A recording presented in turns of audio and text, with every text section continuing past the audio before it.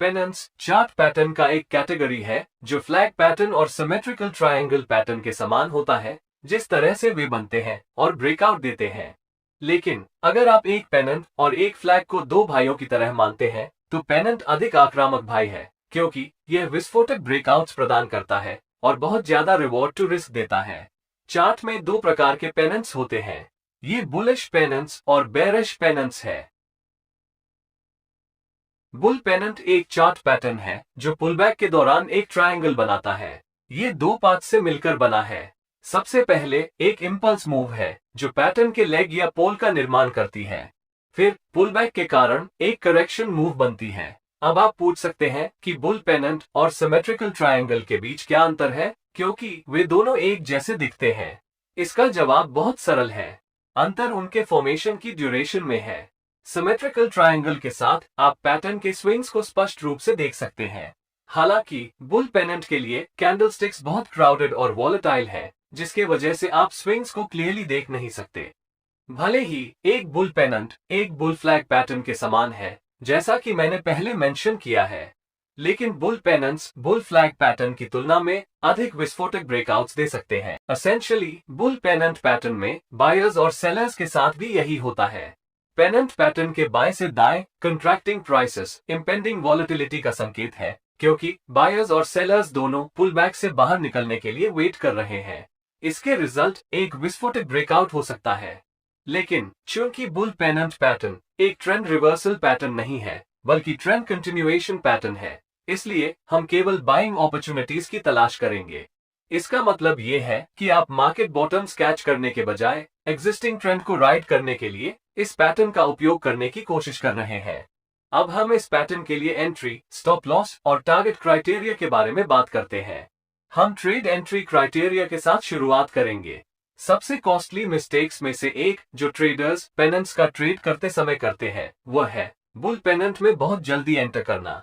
जैसा कि आप जानते हैं, रेंजिंग मार्केट्स या काफी हद तक पुलबैक्स भी ट्रेड एंट्री लेने के लिए दो कारणों से चैलेंजिंग हो सकता है। रेंज या तो ओवरशूट हो सकती है या रेंज अंडरशूट हो सकती है। ओवरशूटिंग तब होता है जब मार्केट हाईली वॉलेटाइल होता है और प्राइस ट्रेंड लाइन से कई बार पार करते हुए फॉल्स ब्रेकआउट्स बनाते हैं। अंडरशूट इसके विपरीत है, जहां प्राइस हर बार ट्रेंड लाइन का टेस्ट नहीं करेगी। बुल पेनेंट्स के मामले में हम टाइट रेंज के कारण ओवरशूटिंग को लेकर अधिक कंसर्न है। तो क्या होगा यदि ट्रेंड लाइन के ऊपर ब्रेकआउट होते ही आप खरीदते हैं, या यदि आप स्विंग हाई के ऊपर एक बाय लिमिट ऑर्डर देते हैं? ज्यादातर प्राइस आसानी से आपके बाय ऑर्डर को छू सकती है और एक फेकआउट या ओवरशूट का निर्माण करते हुए वापस रेंज में आ सकती है। यह अननोइंग हो सकता है और इससे नुकसान हो सकता है। तो यहाँ की पॉइंट क्या है? करने के लिए आइडियल बात यह है कि bullish breakout candle pennant line के ऊपर क्लोज होने का इंतजार करें। यदि प्राइस इस तरह की मूव करती है तो ये स्पष्ट है कि जिन बायर्स को रेंज में स्क्वीज किया गया था वे अंततः एक्सप्लोडिंग कोक की बोतल के मामले के समान रेंज से ब्रेकआउट हो गया। तो आप ब्रेकआउट कैंडल के हाई प्राइस से ऊपर खरीदना चाह सकते हैं, लेकिन कभी कभी ब्रेकआउट कैंडल बहुत बड़ी होगी और आप बहुत हाई प्राइस पर बाइंग करेंगे, जिससे आपके रिवॉर्ड टू रिस्क रेशियो प्रभावित होगा। इस पोजीशन में सबसे अच्छा स्टेप ये है कि ट्रेड को बिल्कुल भी न लिया जाए या एक पुलबैक या ब्रेकआउट लेवल पर रीटेस्ट की प्रतीक्षा की जाए और फिर प्राइस बढ़ने पर लॉन्ग एंट्री लिया जाए। लेकिन पेनेंट से ब्रेकआउट की एक्सप्लोसिव नेचर के कारण पुलबैक या रीटेस्ट की संभावना काफी कम है। तो सबसे अच्छा एंट्री ब्रेकआउट कैंडल हाई के ऊपर हो सकता है। वॉल्यूम्स और अन्य मोमेंटम बेस्ड इंडिकेटर्स का उपयोग करके ब्रेकआउट को वैलिडेट करना अच्छा प्रैक्टिस हो सकता है। पेनेंट कंसोलिडेशन के दौरान वॉलेटिलिटी में स्पष्ट कमी के कारण वॉल्यूम्स में डिक्लाइन आती है और ब्रेकआउट होने पर हायर देन एवरेज वॉल्यूम्स होना चाहिए, जो बाइंग इंटरेस्ट में इंक्रीज का संकेत दे सकता है। अब जब आप जान गए हैं कि बुल पेनेंट कैसे काम करता है और इसमें कैसे ट्रेड एंट्रीज किया जाता है, तो आइए बात करते हैं कि बुल पेनेंट पैटर्न का ट्रेड करते समय अपना स्टॉप लॉस कैसे और कहां सेट करें।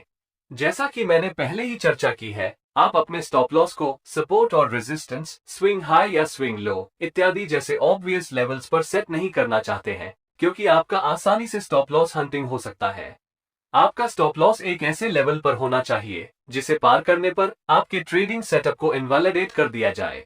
हम यहाँ एक बुल पेनेंट का ट्रेड कर रहे हैं और इस पैटर्न तब इनवैलिडेट हो जाता है जब price bottom trend line support के नीचे ब्रेक और क्लोज हो जाती है।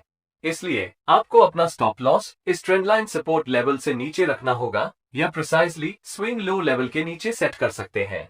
ओवरशूटिंग इश्यूज के कारण अभी भी लॉन्ग विक्स की संभावना है जो आपके स्टॉप लॉस को हिट कर सकता है यदि आप इसे बहुत टाइटली रखते हैं, और फिर प्राइस आपकी डिजायर्ड डायरेक्शन में बढ़ सकती है जो ज्यादातर फ्रस्ट्रेटिंग हो सकती है। इसलिए एक्स्ट्रा सेफ होने के लिए आपको ATR इंडिकेटर का उपयोग करके पेनेंट मार्केट स्ट्रक्चर से कुछ दूरी पर अपने स्टॉप लॉस को सेट करके अपने ट्रेड्स को अधिक सांस लेने की जगह या बफर स्पेस देना होगा। एक बार जब आप बुल पेनेंट पैटर्न के स्विंग लो की पहचान कर लेते हैं तो अपना stop loss swing low level के एक ATR नीचे सेट करें। और अंत में आइए जाने कि बुल पेनेंट पैटर्न के लिए टारगेट्स कैसे निर्धारित किया जाए। ऐसे कई तरीके हैं जिनसे आप अपने विनर्स से एग्जिट कर सकते हैं। स्टैंडर्ड अप्रोचेस में से एक पेनेंट लेग या पोल की लंबाई के आधार पर एक प्री डिटर्मिन्ड प्रॉफिट टारगेट होना है। सबसे पहले पेनेंट लेग की लंबाई को मापें, फिर इस लंबाई को रेजिस्टेंस ट्रेंड लाइन के ऊपर ब्रेकआउट पॉइंट से प्रोजेक्ट करें। यह आपका प्रॉफिट टारगेट होगा। आप अपने स्टॉप लॉस को तब तक ट्रेल करना भी चुन सकते हैं जब तक कि मार्केट आपको ट्रेड से बाहर नहीं कर देता। क्या यह बेहतर ऑप्शन है? इसके बारे में सोचें। बुल पेनेंट पैटर्न आमतौर पर एक स्ट्रॉन्ग ट्रेंडिंग मार्केट में या प्राइस के एक रेंज से ब्रेकआउट हो जाने के बाद दिखाई देता है। ऐसी मार्केट कंडीशंस में ट्रेंड के जारी रहने के लिए बहुत अधिक क्षमता है और इसे राइड करने का एकमात्र तरीका आपके स्टॉप लॉस को ट्रेल करना है। अपने स्टॉप लॉस को बेस्ट पॉसिबल मैनर से ट्रेल करने के लिए आप इंडिकेटर्स का उपयोग कर सकते हैं जैसे कि 50 पीरियड की मूविंग एवरेज या चैंडलियर स्टॉप्स, और ट्रेड से केवल तभी एग्जिट करना है जब मार्केट इस इंडिकेटर के नीचे ब्रेक और क्लोज हो जाता है। इसके अलावा यदि आप प्रोजेक्शन मेथड और ट्रेलिंग स्टॉप लॉस मेथड दोनों के कॉम्बिनेशन का उपयोग करते हैं तो यह एक बेहतर ऑप्शन है ताकि आप प्रोजेक्शन मेथड का उपयोग करके पहले से ही प्राइस मूव की क्षमता का अनुमान लगा सकें ताकि आपके प्रॉफिट्स का एक हिस्सा लॉक कर सके, और फिर ट्रेलिंग स्टॉप लॉस का उपयोग करके बाकी पोजीशंस को राइड करें जिससे आपके साइकोलॉजी पर असर न पड़े और यदि प्राइस रिवर्स भी हो जाए तो भी किसी भी बड़े नुकसान से बचा जा सके। अब जब आप जान गए हैं कि एक पेनेंट क्या है और इसे कैसे ट्रेड करना है तो ये ध्यान रखना आवश्यक है कि इसे कहाँ खोजना है। तो मार्केट की विभिन्न प्रकार की कंडीशंस क्या हैं जहां आप एक पेनेंट पा सकते हैं? पेनेंट्स लगभग हर जगह पाए जा सकते हैं, चाहे वो अप ट्रेंड हो, रेंज मार्केट हो या डाउन ट्रेंड हो। याद रखने वाली बात सिर्फ इतनी है कि मार्केट में जहां भी बनती है बुल पेनेंट एक बुलिश कंटिन्यूएशन पैटर्न है और हमारा बायस हमेशा लॉन्ग ट्रेड्स की तलाश करना चाहिए। इसे ध्यान में रखते हुए आइए ईच सिचुएशन के बारे में अलग से बात करें। सबसे पहले आपको ये डिफाइन करने की आवश्यकता है कि आपकी ट्रेडिंग स्टाइल और आपके द्वारा ट्रेड की जाने वाली टाइम फ्रेम के संदर्भ में अप ट्रेंड क्या है, क्योंकि यदि आप अपनी आवश्यकताओं के आधार पर एक ट्रेंड को ऑब्जेक्टिवली डिफाइन नहीं कर सकते हैं तो एक बुल पेनेंट सेटअप को खोजना मुश्किल है जो आपकी ट्रेडिंग स्टाइल को सेटिस्फाई करता है। ट्रेंड को डिफाइन करने का सबसे आसान तरीका मूविंग एवरेजेस जैसे ट्रेंड फिल्टर्स का उपयोग करना है। शॉर्ट टर्म, मीडियम टर्म और लॉन्ग टर्म पर्सपेक्टिव के आधार पर ट्रेंड की पहचान करने के लिए आप 20 पीरियड, 50 पीरियड या 200 पीरियड आदि जैसे किसी भी मूविंग एवरेजेस का उपयोग कर सकते हैं। मान लें कि मेरे पास मीडियम टर्म का आउटलुक है या मैं एक स्विंग ट्रेडर हूं और मैं ट्रेंड को डिफाइन करने के लिए 50 SMA का उपयोग करता हूं। अगर प्राइस 50 पीरियड के मूविंग एवरेज से ऊपर है तो इसका मतलब है कि ट्रेंड बुलिश का है। फिर हम बुल पेनेंट के अवसरों की तलाश करते हैं। यदि आप एक बुल पेनेंट देखते हैं तो आप ब्रेकआउट कैंडल के हाइस के ऊपर एक लॉन्ग एंट्री लेने के लिए देख सकते हैं, और चूंकि हम नहीं जानते कि एक ट्रेंड कितनी देर तक चलती है, आप अपने स्टॉप लॉस को ट्रेल करने के लिए 50 पीरियड के मूविंग एवरेज या चैंडलियर स्टॉप्स का उपयोग कर सकते हैं।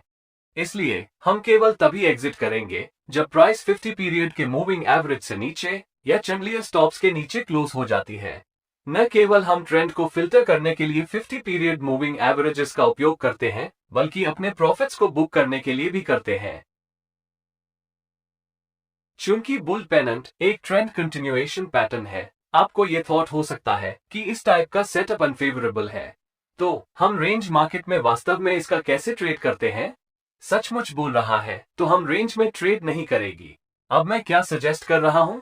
इसका मतलब है कि रेंज के भीतर हाइज और लोज खरीदने की कोशिश करने के बजाय हम रेंज के पोटेंशियली एंड होने की प्रतीक्षा करते हैं। इसका मतलब ये है कि हम रेजिस्टेंस पर बुल पेनेंट पैटर्न के रूप में बनने वाले टाइट कंसोलिडेशंस या बिल्डअप्स की तलाश करते हैं। इसलिए जिस मोमेंट आप एक बुल पेनेंट को रेजिस्टेंस में बनते हुए देखते हैं, यह आपको बताता है कि बायर्स डोमिनेंट होने लगे हैं और एक एक्सप्लोसिव ब्रेकआउट इमिनेंट है। आप ब्रेकआउट कैंडल के ऊपर एंटर कर सकते हैं या तब भी एंट्री कर सकते हैं जब प्राइस रेजिस्टेंस के ऊपर क्लोज हो जाती है, और यदि आप लकी हैं तो आपको एक रीटेस्ट भी मिल सकता है। स्टॉप लॉस और टारगेट वही हैं जिनकी हमने पहले चर्चा की थी। चूंकि अभी भी कोई वैलिड ट्रेंड नहीं है, यदि आप अपने स्टॉप लॉस को ट्रेल करना चाहते हैं तो आप 20 पीरियड के मूविंग एवरेज जैसे टाइटर एवरेजेस का उपयोग कर सकते हैं। भले ही बुल पेनेंट एक ट्रेंड कंटिन्यूएशन पैटर्न है, फिर भी एक तरीका है जिससे आप डाउन ट्रेंड पर ट्रेंड कंटिन्यूएशन पैटर्न के रूप में बुल पेनेंट का उपयोग करके प्रॉफिट उठा सकते हैं।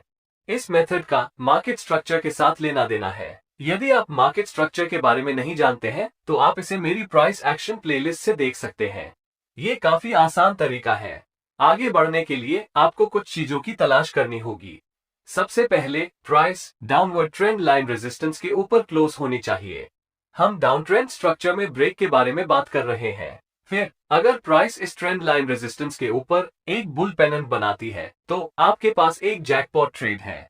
आप यहाँ एक एंडिंग डाउन ट्रेंड और एक पोटेंशियली स्टार्टिंग अप ट्रेंड के बीच ट्रेड कर रहा है। अगर आप शुरुआत से ही अप ट्रेंड को पकड़ने में सक्षम हैं तो आपको जबरदस्त फायदा हो सकता है। ट्रेड एंट्री, स्टॉप लॉस और टारगेट की कंडीशन समान रहेगी। रेंज मार्केट स्ट्रैटेजी के समान मैं अभी भी सजेशन देता हूं कि आप टाइट ट्रेलिंग स्टॉप लॉस का उपयोग करें, जैसे कि 20 पीरियड की मूविंग एवरेज, क्योंकि हम एक कंट्रेरियन पोजीशन ले रहे हैं। मैं बेयर पेनेंट के सभी डिटेल्स में नहीं जाऊंगा। ये बिल्कुल बुल पेनेंट्स की ऑपोजिट है। यह एक बेरिश कंटिन्यूएशन चार्ट पैटर्न है और इसमें एक स्ट्रॉन्ग बेरिश बॉडी के साथ इंपल्स कैंडल्स शामिल है, जिसके बाद छोटी कैंडल्स से जुड़ा एक टाइट कंसोलिडेशन और वॉलेटिलिटी में कॉन्ट्रैक्शन भी है। हम उम्मीद करते हैं कि price trend line support level से नीचे विस्फोटक रूप से ब्रेक करेंगे और ट्रेंड के साथ जारी रहेगा। भले ही ये पैटर्न आमतौर पर एक डाउन ट्रेंडिंग मार्केट में पाया जाता है, हम इसे तब भी देख सकते हैं जब प्राइस एक सपोर्ट लेवल से नीचे की रेंज से टूटने वाली होती है, जहां एक बिल्डअप एक बेयर पेनेंट के रूप में फॉर्म किया जाता है। आप इसे एक अप ट्रेंड के अंत में भी पा सकते हैं, जहां स्ट्रक्चर का ब्रेक बेयर पेनेंट पैटर्न के साथ होता है। अगर मुझे एंट्री क्राइटेरिया पर चर्चा करनी है तो हम केवल शॉर्टिंग अपॉर्चुनिटीज की तलाश करेंगे। चूंकि ब्रेकडाउन विस्फोटक होने की उम्मीद है, इसलिए जब breakout candle trend line support के नीचे एक क्लोजिंग देता है तो हम ट्रेड एंट्री करना चाह सकते हैं।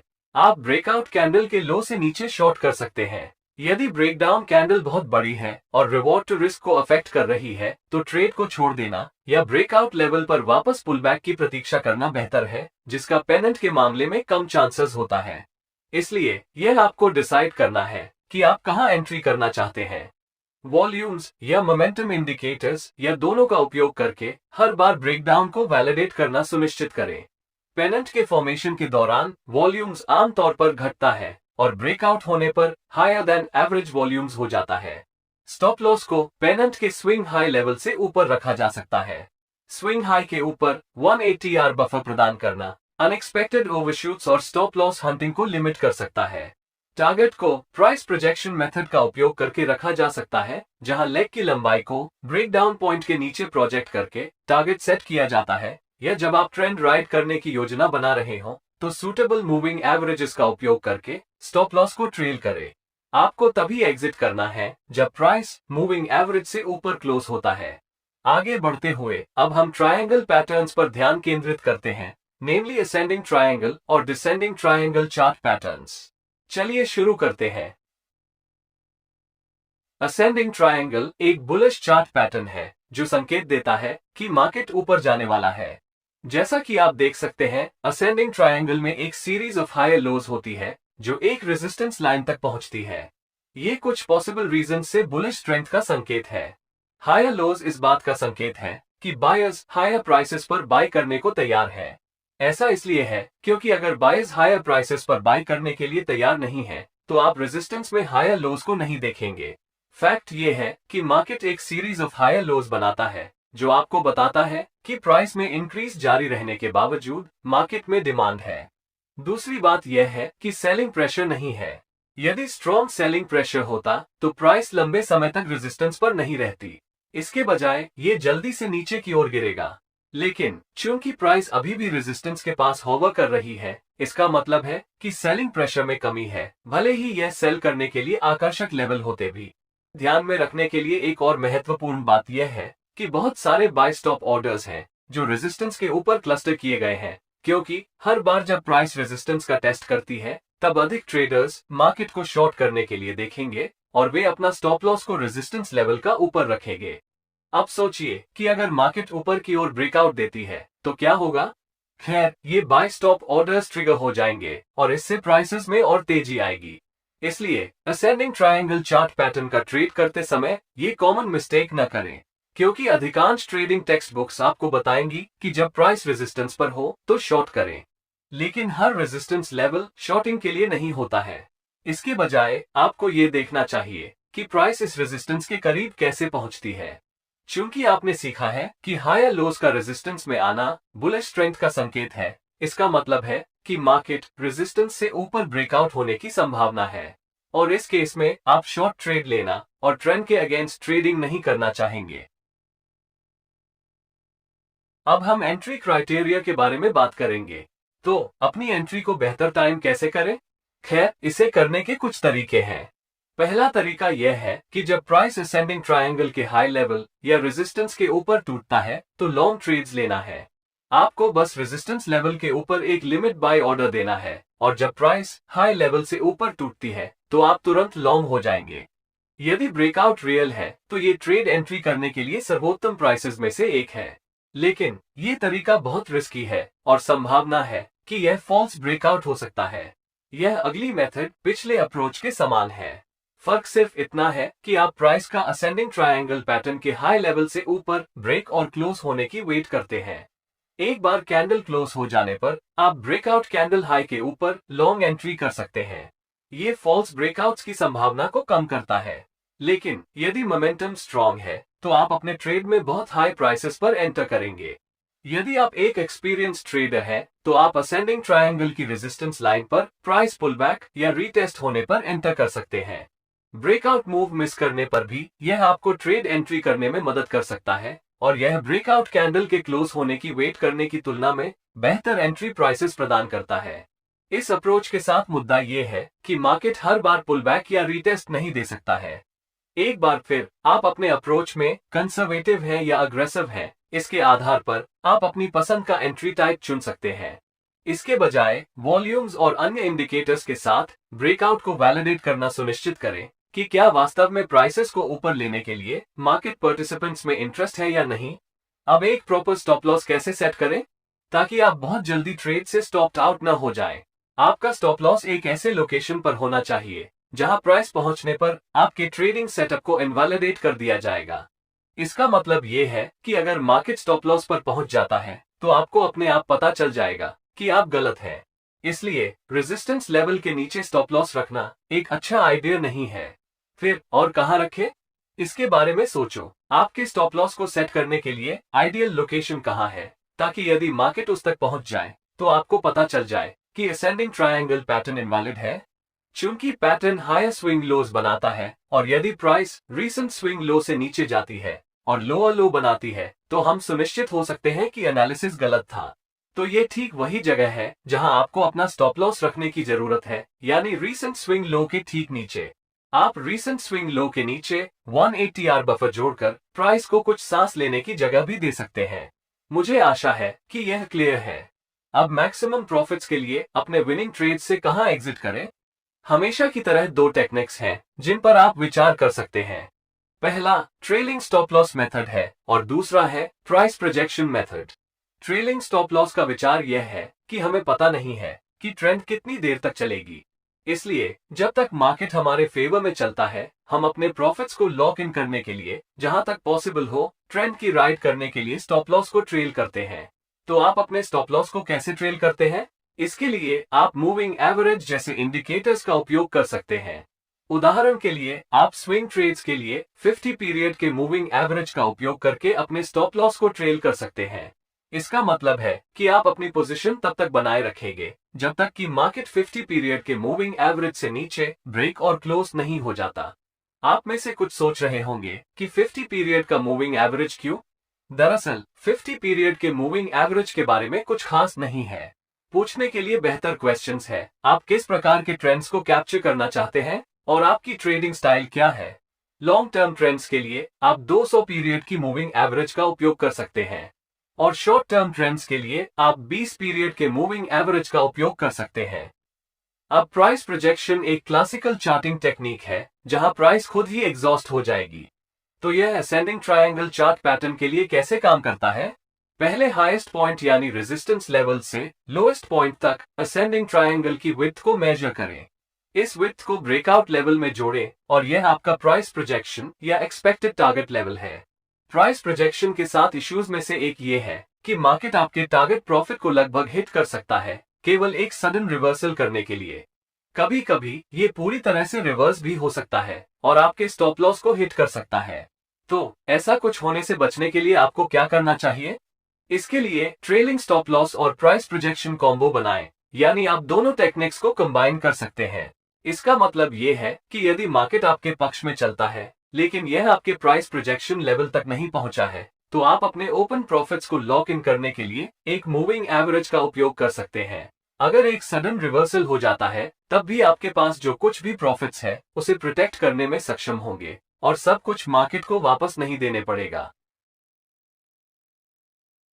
डिसेंडिंग ट्रायंगल एक और लॉजिकल चार्ट पैटर्न है और यदि सही ढंग से ट्रेड किया जाता है तो यह आपको होने वाले एक्सप्लोसिव ब्रेकआउट ट्रेड्स को पकड़ने की अनुमति देता है। यह एक बेरिश चार्ट पैटर्न है जो दर्शाता है कि सेलर्स कंट्रोल में है और एक बेरिश ट्रेंड कंटिन्यूएशन का संकेत देता है। डिसेंडिंग ट्रायंगल सपोर्ट के एक एरिया में आने वाले एक सीरीज ऑफ लोअर हाइज की तरह दिखता है। इस पैटर्न सेलिंग प्रेशर में स्ट्रेंथ और बाइंग प्रेशर की कमी का संकेत देता है। आमतौर पर जब प्राइस ड्रॉप हो जाती है तो प्राइस को ऊपर धकेलने के लिए अधिक डिमांड आती है, लेकिन डिसेंडिंग ट्रायंगल के मामले में ऐसा नहीं है, क्योंकि जैसे जैसे प्राइस गिरती है वैसे वैसे बाइंग प्रेशर की कमी बनी रहती है। इसके बजाय सेलर्स और भी कम प्राइसेस पर बेचने को तैयार हैं। इसलिए आपको एक सीरीज ऑफ लोअर हाइज मिलती है। विचार करने के लिए एक और पॉइंट ये है कि सेल ऑर्डर्स सपोर्ट लेवल से नीचे क्लस्टर किए गए हैं।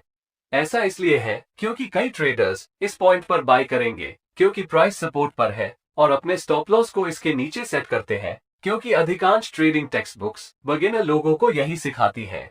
जैसा कि अधिक ट्रेडर्स ऐसे करते हैं, सपोर्ट लेवल के नीचे स्टॉप लॉसेस का इस क्लस्टर समय के साथ बढ़ता है और क्योंकि मार्केट एक एरिया ऑफ लिक्विडिटी से दूसरे एरिया में जाता है, प्राइस के सपोर्ट से नीचे ब्रेक होने और स्टॉप लॉस के उन सभी क्लस्टर्स को ट्रिगर करने की संभावना है जो बदले में सेलिंग प्रेशर को बढ़ाता है। बेरिश कंटिन्यूएशन पैटर्न होने के नाते डिसेंडिंग ट्रायंगल का ट्रेड करने का एक सबसे आम तरीका है जब प्राइस सपोर्ट से नीचे ब्रेक हो जाती है तो शॉर्ट ट्रेड लेना। लेकिन फिर भी यदि आप हाईएस्ट प्रोबेबिलिटी ब्रेकआउट ट्रेड्स ढूंढना चाहते हैं तो कुछ महत्वपूर्ण बातों पर विचार करना होगा। ब्रेकडाउन डिसेंडिंग ट्रायंगल के एपेक्स के पास होना चाहिए। एपेक्स ट्रायंगल पैटर्न की टिप को रेफर करता है जहां दोनों ट्रेंड लाइंस मीट करती हैं। अब आप एपेक्स के पास इसलिए शॉर्ट करना चाहते हैं क्योंकि यह वह जगह है जहां वॉलेटिलिटी सबसे कम है और प्राइसेस स्क्वीज हो जाती है। जब वॉलेटिलिटी कम हो जाती है तो संभावना है कि प्राइस डिसेंडिंग ट्रायंगल से एक्सप्लोसिवली ब्रेकआउट हो जाएगी और प्राइस जल्दी से आपके फेवर में आ जाएगी। इसके अलावा प्राइस जितनी बार सपोर्ट लेवल का टेस्ट किया जाएगा उतना बेहतर होगा। यह इसलिए है क्योंकि जब प्राइस कई बार सपोर्ट लेवल का टेस्ट करते हैं तो यह अधिक बायर्स को आकर्षित करेगा और इस प्रकार सपोर्ट के नीचे स्टॉप ऑर्डर्स की संख्या में वृद्धि करेगा। ब्रेकआउट ट्रेडर्स के लिए यह बहुत अच्छा है क्योंकि अगर प्राइस सपोर्ट से नीचे टूट जाती है तो सेल स्टॉप लॉस ऑर्डर्स के इस क्लस्टर से नीचे की ओर सेलिंग प्रेशर बढ़ जाएगा। आगे बढ़ते हुए हम इस बात पर ध्यान देंगे कि इस पैटर्न को कैसे ट्रेड किया जाए, अपनी ट्रेड एंट्री का टाइम कैसे करें और अपना स्टॉप लॉस कैसे सेट करें। यदि आपने देखा है जब भी प्राइस गिरती है तो ये प्राइस बढ़ने की तुलना में बहुत जल्दी से मूव करती है। इसलिए यदि आप ब्रेकआउट कैंडल के सपोर्ट लेवल से नीचे क्लोज होने का इंतजार करते हैं तो संभावना है कि प्राइस बहुत रैपिडली गिर सकती है और आपको मार्केट का पीछा करना पड़ेगा। इस मामले में एक लिमिट सेल ऑर्डर का उपयोग करना और ट्रेड में एंटर करना प्रेफर किया जाता है जब प्राइस सपोर्ट से नीचे ब्रेक हो जाती है। यदि आप एक अधिक कंजर्वेटिव ट्रेडर है और आप ब्रेकआउट पॉइंट पर आंख बंद करके सेल लिमिट ऑर्डर नहीं देना चाहते, क्योंकि प्राइस फॉल्स ब्रेकआउट्स दे सकती है और ऊपर बढ़ सकती है, इसलिए आप अपने बायस की कंफर्मेशन के लिए प्राइस की वेट कर सकते हैं और आप सपोर्ट लेवल से नीचे ब्रेकआउट कैंडल क्लोज होने के बाद मार्केट को शॉर्ट कर सकते हैं। लेकिन क्या होगा यदि आप डिसेंडिंग ट्रायंगल के ब्रेकडाउन को मिस आउट करते हैं? यदि ऐसा होता है तो आखिरी चीज जो आप नहीं करना चाहते हैं वो पैटर्न के टूटने के बाद मार्केट का पीछा करना। इसके बजाय एक बेहतर ऑप्शन ये है कि आप ब्रेकआउट पॉइंट को फिर से रीटेस्ट होने के लिए प्राइस का इंतजार करें। यदि आप फिर से रीटेस्ट की प्रतीक्षा करते हैं, आप एक फेवरेबल ट्रेड लोकेशन में एंट्री कर रहे हैं जहां प्रीवियस सपोर्ट लेवल रेजिस्टेंस के रूप में कार्य करने की संभावना है। इसका मतलब है कि आपके ट्रेड पर एक टाइट स्टॉप लॉस है जो एक बेहतर रिवॉर्ड टू रिस्क रेशियो प्रदान करता है। लेकिन दुख की बात है कि इस पैटर्न के साथ पुलबैक या रीटेस्ट बहुत बार नहीं होते हैं। ब्रेकआउट वैलिडेशन के लिए वॉल्यूम्स का उपयोग करना अच्छा प्रैक्टिस है। और स्टॉप लॉस के बारे में क्या? वो पॉइंट जहां डिसेंडिंग ट्रायंगल पैटर्न इनवैलिडेट हो जाता है वो तब बनता है जब प्राइस सबसे रीसेंट स्विंग हाई लेवल से ऊपर ब्रेक और क्लोज हो जाती है। तो एक अच्छा स्टॉप लॉस सबसे रीसेंट स्विंग हाई लेवल से ऊपर होगा, और अगर आप और भी सेफ होना चाहते हैं तो इसे कुछ बफर दें, जैसे 180R, और इसे रीसेंट स्विंग हाई से ऊपर सेट करें। मैक्सिमम प्रॉफिट्स के लिए अपने विनिंग ट्रेड से कैसे एग्जिट करें? हर दूसरे पैटर्न के समान आपके विनिंग ट्रेड से एग्जिट करने के दो तरीके हैं। पहला है प्राइस प्रोजेक्शन मेथड और दूसरा ट्रेलिंग स्टॉप लॉस मेथड है। प्राइस प्रोजेक्शन में डिसेंडिंग ट्रायंगल के हाईएस्ट और लोएस्ट पॉइंट के बीच की दूरी की मेजरमेंट करें। इस हाइट को लें और इसे ब्रेकआउट पॉइंट से नीचे की ओर प्रोजेक्ट करें। प्रोजेक्टेड फ्यूचर प्राइस पॉइंट वो है जहां आप डिसेंडिंग ट्रायंगल पैटर्न के ब्रेकडाउन में एंटर करने के बाद अपने ट्रेड से एग्जिट करते हैं। आप प्राइस प्रोजेक्शन टेक्निक का उपयोग ये तय करने के लिए भी कर सकते हैं कि ट्रेड में एंट्री करने के लिए बहुत देर हो चुकी है या नहीं। यानी अगर प्राइस अपने प्रोजेक्टेड टारगेट तक पहुंचने के करीब है तो शायद इस मूव में ज्यादा रिवॉर्ड नहीं बचा है और आप ट्रेड को छोड़ना चाह सकते हैं। दूसरी मेथड ट्रेलिंग स्टॉप लॉस का उपयोग करना है। प्राइस प्रोजेक्शन टेक्निक के विपरीत ट्रेलिंग स्टॉप लॉस एक फिक्स्ड टारगेट प्रॉफिट का उपयोग नहीं करता है। इसके बजाय जैसे ही प्राइस आपके फेवर में चलती है, आप अपने स्टॉप लॉस को ट्रेल कर लेते हैं ताकि आप ट्रेंड राइड कर सकें। आपको सबसे पहले ये तय करना होगा कि आप किस प्रकार की ट्रेंड को पकड़ना चाहते हैं, चाहे वो शॉर्ट, मीडियम या लॉन्ग टर्म की ट्रेंड हो। अपने स्टॉप लॉस को सूटेबल मूविंग एवरेजेस के साथ ट्रेल करें। उदाहरण के लिए शॉर्ट टर्म के लिए 20 SMA, मीडियम टर्म के लिए 50 SMA और लॉन्ग टर्म के लिए 200 SMA। फिर अपने ट्रेड से तब एग्जिट करें जब प्राइस मूविंग एवरेज के ऊपर क्लोज हो जाती है। इसलिए यदि आप मार्केट में प्राइस स्विंग्स को कैप्चर करना चाहते हैं तो प्राइस प्रोजेक्शन टेक्निक बेहतर है, और अगर आप मार्केट में ट्रेंड की राइड करना चाहते हैं तो ट्रेलिंग स्टॉप लॉस मेथड सबसे अच्छा काम करता है। हमारे पैटर्न्स की फोर्थ कैटेगरी की ओर बढ़ते हैं। रेक्टेंगल फॉर्मेशन इंपॉर्टेंट सपोर्ट और रेजिस्टेंस का प्रतिनिधित्व करने वाली हॉरिजॉन्टल लाइंस द्वारा फॉर्म एक क्लासिकल चार्ट पैटर्न है। यह एक कंटिन्यूएशन पैटर्न है जो एग्जिस्टिंग मार्केट ट्रेंड में पॉज के दौरान एक ट्रेडिंग रेंज बनाता है। पैटर्न की पहचान करना काफी आसान है क्योंकि इसमें कम से कम दो बराबर हाइज और दो समान लोज हैं। हाइज और लोज दो पैरेलल लाइंस बनाने के लिए जोड़ा जा सकता है जो रेक्टेंगल के टॉप और बॉटम बनाती हैं। एक रेक्टेंगल फॉर्मेशन सेलर्स और बायर्स के बीच इंडिसीजन की एक पीरियड को दर्शाता है क्योंकि वे एक दूसरे को पंचेस फेंकते हैं, लेकिन दोनों में से किसी का दूसरे पर क्लियर डोमिनेंस नहीं है। रेक्टेंगल्स को ट्रेडिंग रेंज, कंजेस्शन एरियाज या कंसोलिडेशन जोन्स के रूप में भी जाना जाता है।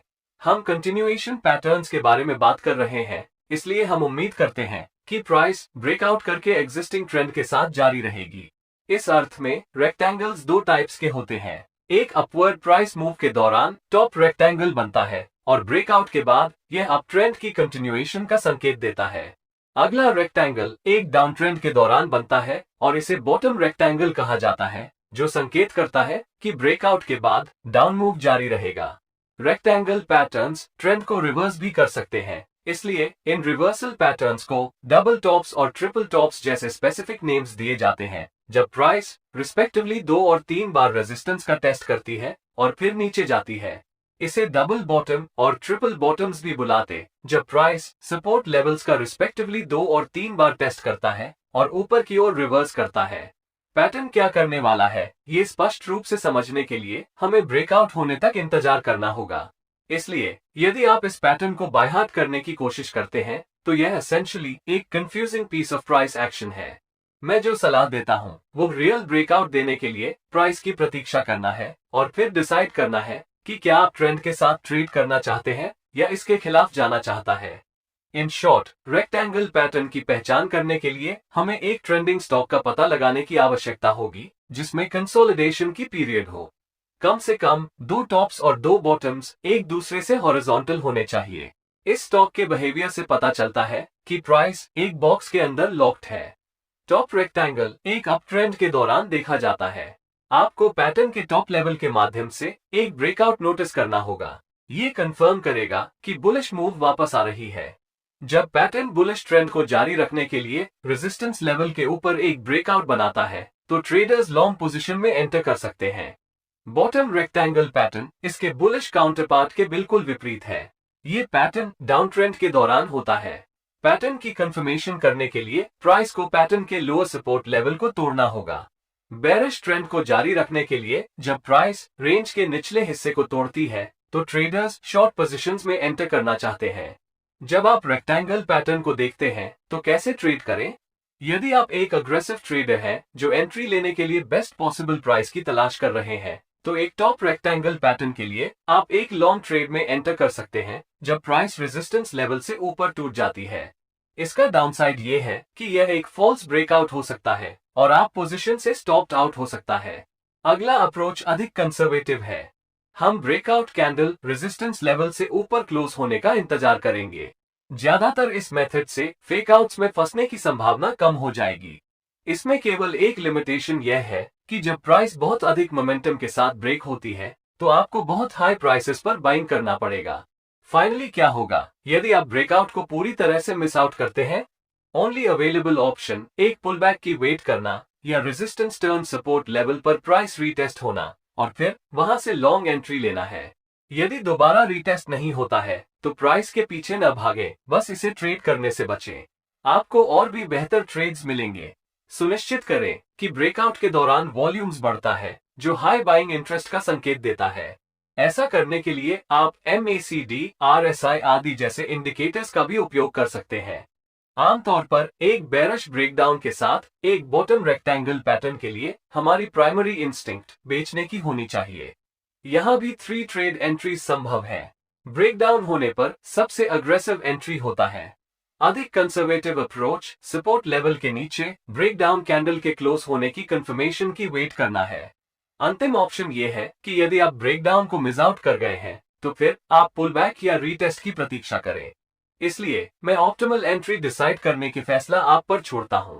वॉल्यूम्स और अन्य मोमेंटम बेस्ड इंडिकेटर्स के साथ ब्रेकआउट को वैलिडेट करना सुनिश्चित करें।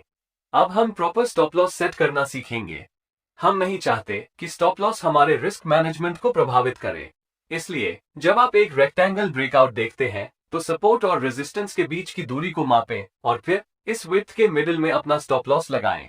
ये टॉप और बॉटम रेक्टेंगल्स दोनों पर अप्लाई होता है। ऐसा करने से आपका पोजीशन सिक्योर्ड रहेगा। तब आपको पता चल जाएगा कि आप जो इस ट्रेड से मैक्सिमम अमाउंट खो सकते हैं वो पैटर्न के आधे विड्थ के बराबर है। एक रेक्टेंगल ब्रेकआउट पैटर्न पर खरीदने या बेचने के बाद स्टॉप लॉस को मिड पॉइंट पर रखा जाना चाहिए क्योंकि ट्रेंड जारी रहने से पहले ब्रेकआउट में शेकआउट्स होने की संभावना होगी। इसलिए यदि आप स्टॉप लॉस को ब्रेकआउट पॉइंट पर या उसके ठीक नीचे रखते हैं तो ट्रेंड के साथ राइड शुरू करने से पहले स्मार्ट मनी अधिक शेयर्स बेस्ट प्राइसेस पर एक्वायर करने के लिए आपके स्टॉप लॉसेस को हिट कर देगी। अब बात करते हैं कि कैसे एक प्रॉफिटेबल ट्रेड से एग्जिट करें। रेक्टेंगल पैटर्न का ट्रेड करते समय मिनिमम टारगेट के बारे में एक क्लियरली स्टेटेड रूल है। आपको पैटर्न के विड्थ के बराबर मिनिमम प्राइस मूव के लिए अपने ट्रेड में बने रहना चाहिए। यह इंप्लाई करता है कि रेक्टेंगल के सपोर्ट और रेजिस्टेंस के बीच की विड्थ को ब्रेकआउट मोमेंट से चार्ट पर प्रोजेक्ट करना चाहिए। चूंकि स्टॉप लॉस रेक्टेंगल रेंज के मिडिल पॉइंट पर है, इसका मतलब है कि टारगेट के साइज स्टॉप लॉस का 2 गुना है। इससे रिवॉर्ड टू रिस्क रेशियो 2:1 हो जाता है। जब तक यह मूव एग्जॉस्ट नहीं हो जाता तब तक आप ट्रेंड को राइड करने के लिए ट्रेलिंग स्टॉप लॉस मेथड का उपयोग कर सकते हैं। हाँ, आप सही हैं, सूटेबल पीरियड का मूविंग एवरेजेस इसमें आपकी मदद कर सकता है। एक और तरीका है जिससे ट्रेडर्स रेक्टेंगल्स का ट्रेड कर सकते हैं। यदि पैटर्न की विड्थ बहुत अधिक है तो आप सपोर्ट लेवल पर बाय और रेजिस्टेंस लेवल पर सेल कर सकते हैं। इसका उपयोग इंट्राडे या स्विंग स्ट्रैटेजी के रूप में किया जा सकता है यदि यह decent reward to risk ratio प्रदान करता है। यदि आपके पास एक टॉप रेक्टेंगल पैटर्न है तो आप बॉटम सपोर्ट लेवल से एक लॉन्ग एंट्री ले सकते हैं और अपने स्टॉप लॉस को कंसोलिडेशन के दौरान सबसे लोएस्ट विक या कैंडल के नीचे रख सकते हैं। टारगेट स्पष्ट रूप से रेजिस्टेंस लेवल होगा। इसी तरह एक बॉटम रेक्टेंगल पैटर्न के लिए जब प्राइस टॉप रेजिस्टेंस लेवल से नीचे आती है तो आप शॉर्ट ट्रेड्स के लिए देख सकते हैं और स्टॉप लॉस को कंसोलिडेशन के दौरान सबसे हाईएस्ट विक या कैंडल के ऊपर रखा जाता है। टारगेट लोअर सपोर्ट लेवल हो सकता है। कभी कभी यदि ब्रेकआउट भी हो जाता है तो यह मेथड आपको ब्रेकआउट होने से पहले ही बेस्ट पॉसिबल प्राइस प्रोवाइड करती है।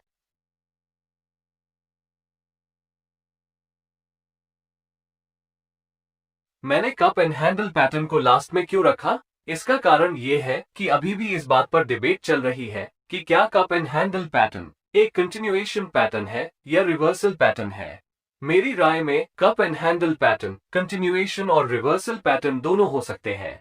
यह इस बात पर निर्भर करता है कि यह चार्ट में कहां बनता है। यदि यह एक अप ट्रेंड के दौरान बनता है तो पैटर्न एक बुलिश कंटिन्यूएशन का संकेत देता है। इसी तरह यदि यह डाउन ट्रेंड के दौरान बनता है तो पैटर्न एक बुलिश रिवर्सल का संकेत देगा। मैं वास्तव में इस बारे में क्यूरियस नहीं हूं कि पैटर्न कहां बनता है, लेकिन मुझे इस फैक्ट में अधिक दिलचस्पी है कि ब्रेकआउट हमेशा अपसाइड की ओर होता है, यानी कप एंड हैंडल पैटर्न से बुलिश ब्रेकआउट मिलने की उम्मीद है। अब आइए फाइनल डिटेल्स को जानते हैं। पैटर्न में दो पार्ट्स होते हैं, जैसा कि नाम से पता चलता है, एक कप, एक हैंडल और एक नेकलाइन जो रेजिस्टेंस के रूप में कार्य करता है। बेरिश डिक्लाइन के बाद कप बनता है। इसके बाद स्मॉलर या वीकर कैंडल्स के साथ कंसोलिडेशन की पीरियड होती है जो मार्केट बॉटमिंग के संकेत दिखाती है, जिसके बाद प्राइस रेजिस्टेंस की ओर हायर हाइज बनाती है। ये दर्शाता है कि बुल्स धीरे धीरे बेयर से आगे निकल जाते हैं। यह एक राउंड बॉटम वाली कटोरी जैसा दिखता है। कंसोलिडेशन के दौरान पैटर्न के मिडिल की ओर वॉल्यूम्स डिक्लाइन होना चाहिए और फिर अपमूव के दौरान वॉल्यूम्स बढ़ना चाहिए, जो इंक्रीज्ड बाइंग प्रेशर का संकेत देता है।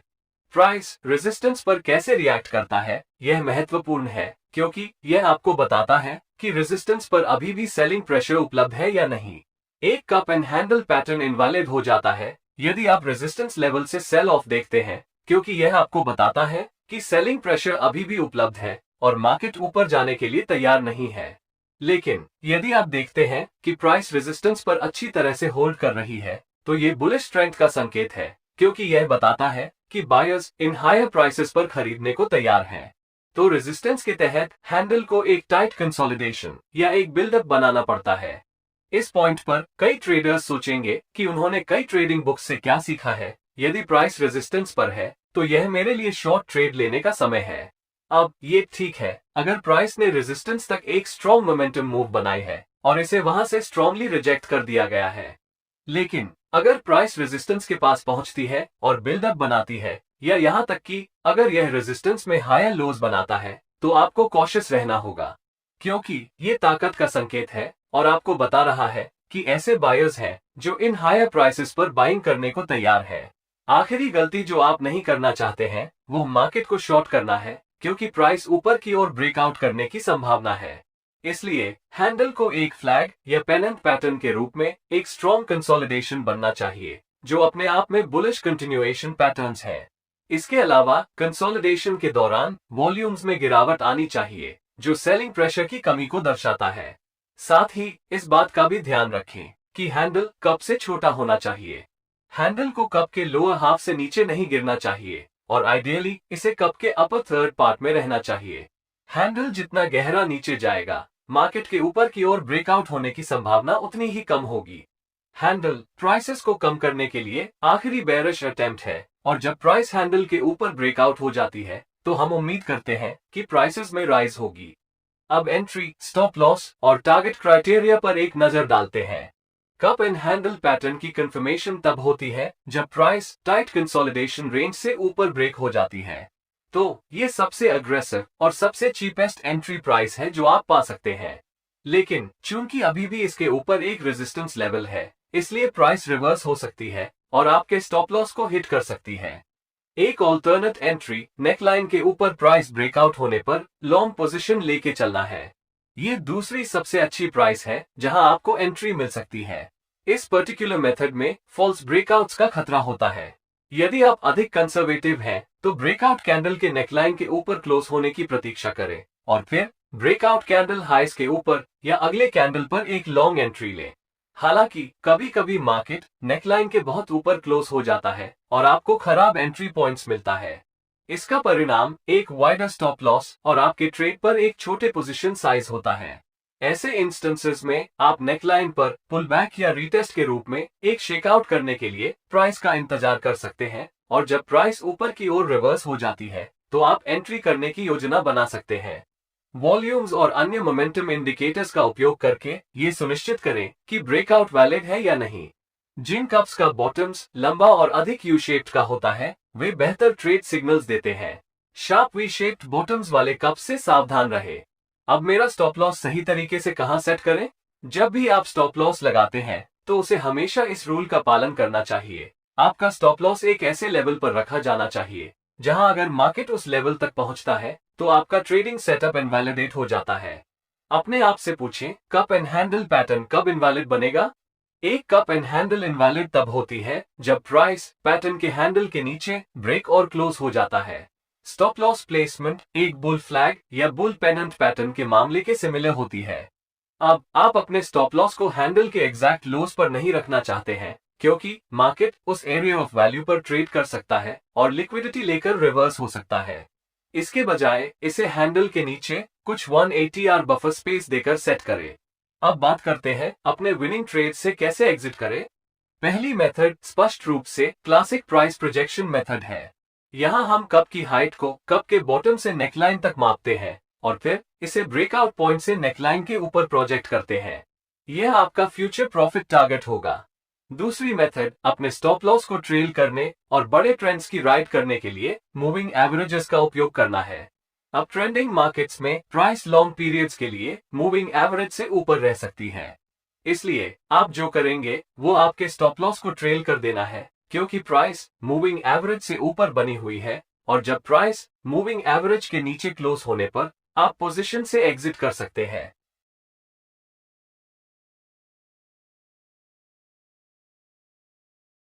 यदि आप कप और हैंडल को अपसाइड डाउन फ्लिप करते हैं तो आपको एक inverted cup and handle pattern मिलेगा। यह एक बेरिश ब्रेकडाउन पैटर्न है। एक ट्रेंड में कहां बनता है इसके आधार पर यह एक बेरिश कंटिन्यूएशन पैटर्न या एक बेरिश रिवर्सल पैटर्न हो सकता है, लेकिन हमें इसमें सबसे कम दिलचस्पी है कि यह कहां बनता है। इन्वर्टेड कप का फॉर्मेशन डिप्लीटिंग डिमांड और बाइंग प्रेशर की कमी को दर्शाता है, जिसे वॉल्यूम का उपयोग करके वैलिडेट किया जा सकता है। हैंडल एक बेयर फ्लैग या बेयर पेनेंट के रूप में एक टाइट कंसोलिडेशन होना चाहिए जो कंट्रैक्टिंग वॉल्यूम्स के साथ भी आता है।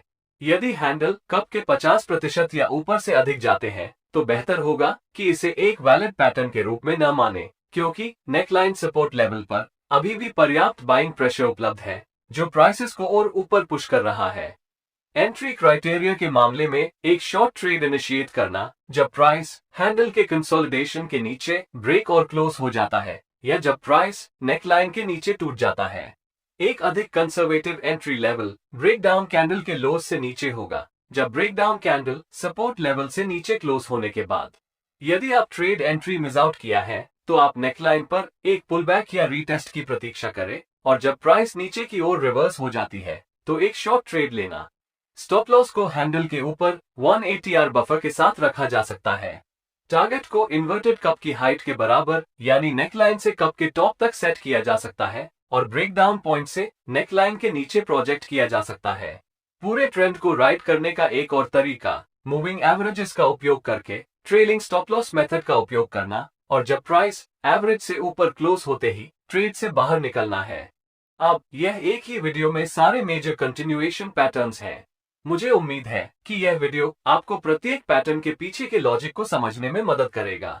सीखना सुनिश्चित करें और चार्ट पर उन्हें पहचानने में प्रयास करें और यह भी देखें कि आपके लिए कौन सा पैटर्न्स काम करता है। फिर उन्हें कई चार्ट्स पर बैक टेस्ट करें। सभी नए वीडियो अपडेट्स प्राप्त करने के लिए चैनल को सब्सक्राइब करना न भूलें और बेल आइकॉन को अनेबल करें। मैं आपसे